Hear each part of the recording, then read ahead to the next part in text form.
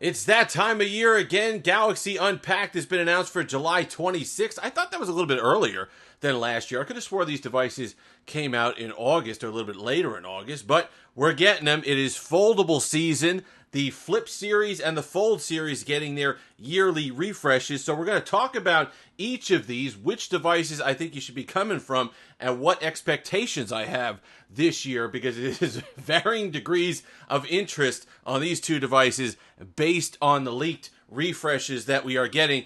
Reserve link in the description. It does help the channel, but more importantly, it helps you as well. You save $50.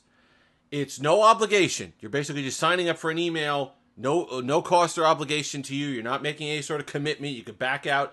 You don't have to do anything. You can just leave the email alone and not order the phone. That's fine. But it does help the channel, and I do encourage you to do it only because, as we saw last year, the trade-in offers weren't exactly the most consumer-friendly. So take every advantage you can to save a few bucks on these devices if you're planning on getting them, because you got to kind of mix and match deals because Samsung has been getting a little stingy. So now, let's speak about the more interesting upgrade, I think, first.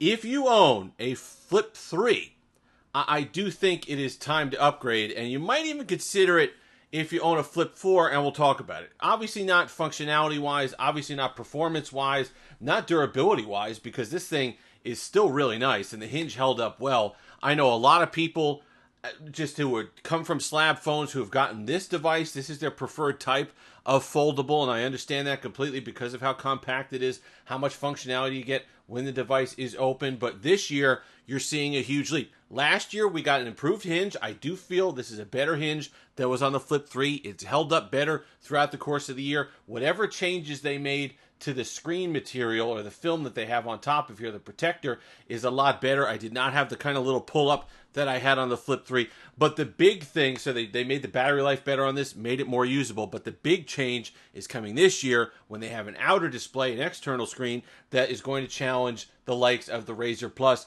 and other flip phones that we've seen now recently overseas that have incredibly usable outer displays, where Samsung has kind of lagged behind on that. So that's going to be the big enhancement, I think. And while, like I said, performance-wise, battery life, you're really not going to see a whole lot of reason to upgrade from a Flip 4. But if you want that usability, if you're not somebody who likes the fact that this is basically a disconnect device where you got to wear a smartwatch with it or kind of exist on the little small 1.4-inch display that they have on here, just getting notifications, a little bit of Spotify, some weather stuff, that's it, you're limited. You're not responding to messages, which you'll be able to this year. You're not doing full Instagram scrolls, which you'll be able to do on the outer display this year. So if you're somebody who is frustrated by that, you feel limited by that, you might want to upgrade. And if you're coming from a Flip 3 and you kind of have an upgrade, you kind of have it in your mind, maybe it's not doing that well, well, you're going to get the increased durability that the Flip 4 had, plus with the usability of the external display. So I think there's a lot more to be excited about through multiple generations of upgrades coming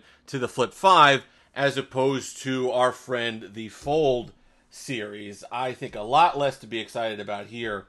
You know, you've seen a lot of different types and philosophies as far as the folds are concerned. You got the Pixel Fold, which kind of went like that Oppo Find N or whatever that Oppo foldable device was, kind of going for a squatter device, a wider landscape when you open it up, and then a kind of a slightly more, it depends on obviously preference, but a more usable external display by going with a slightly wider display there as well, a little easier typing experience. That's one thing. You've seen Vivo with the Vivo, a couple other companies going with really large outer displays, like almost the size of a regular phone, and then flipping out to an even larger internal display. So that's a philosophy as well. But there are also people who just enjoy this. All right, they enjoy kind of tall and narrow. They enjoy the aspect ratio on the inside of the device. They enjoy the fact that it's the kind of screen, you know, a lot of people who have the Pixel Fold saying, well, okay, yeah, you got that wider bit. Well, I just turn my my Pixel Fold like this, and then I have kind of the same widescreen experience watching videos and movies and things. I completely understand that, and I completely get it. The thing that's disappointing is it's not going to be that big of a swing. So, like, from the Fold 2, from the Fold 1 to the Fold 2 was a huge upgrade. They had to do it. There were plenty of issues there. From the Fold 2 to the Fold 3, I didn't really see a lot of... They didn't change the external display at all, the distance or the size of it, so I didn't really get excited about that. The Fold 4 I did get excited for, especially coming from a Fold 2. I like the extra. It was like 2 millimeters, but it made a huge difference as far as the typing experience is concerned. I was able to do full scrolls. I was able to kind of exist for an entire day on the external display, which is something that I really couldn't say for the Fold 2. I did feel limited, frustrated by it over time. I love the hinge and the design of this. It kind of made the whole thing thinner. I understand it doesn't close flush like neither does the Flip 4, and some devices do that now, but I do like the extra kind of durability and the ability to kind of have it hold in any position. That screen articulation. Okay, you might say, well, how often are you going to use a screen like this? And I get that. I completely understand that. I mean, I guess you could use it for Zoom calls this way or something like that. But it's just the extra tension and security of the hinge that being able to do that adds. That gives you that little extra sense of security carrying this around and being comfortable with with a device that basically kind of closes in half on itself. So that, to me, is a robust hinge. But you're not getting a whole lot. Maybe we'll be surprised.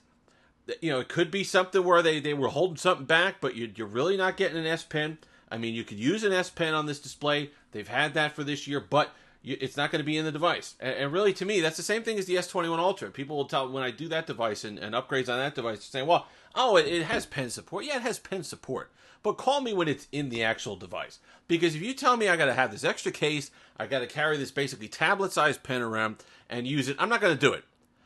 There are people who absolutely need that, and they do it. That's fine. That's not me. The S Pen is more of if it's a convenience, if it's in there, if there's a little silo in the device, I'll pop it out, I'll use it, I'll enjoy it, but I'm not going to go out of my way and start carrying around this extra huge tablet-sized S Pen that they have, and then linking it and then charging it. Pass. I'll just pass on that. So don't call me for that. Really would have thought we would have heard that if we were getting that this year. Don't know. That would be a nice surprise. Changes to the external display would be a nice surprise. Everybody cries about the cameras on the Fold 4. The Fold 4 cameras were fine.